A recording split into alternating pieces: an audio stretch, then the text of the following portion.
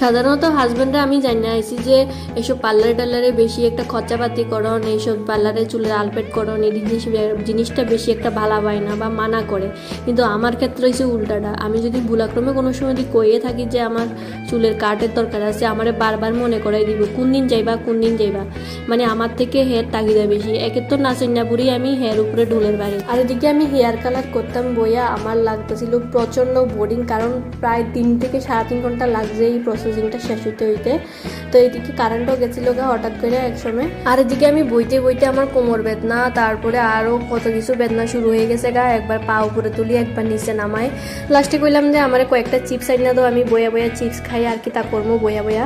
আমার চুলে কালারিং করবার পরে এটি রাখতে হয়েছিল প্রায় 40 থেকে 45 মিনিট ধরে। আরও বাকি কাস্টমারও আইতেছিল মাঝে মধ্যে, তারারও কাজ করতেছিল। 40-45 মিনিট পরে আমার চুলগুলো আবার শ্যাম্পু করছে ঠিক মতন কইরা, কারণ পুরোটাই কালারিং হয়ে গেছে।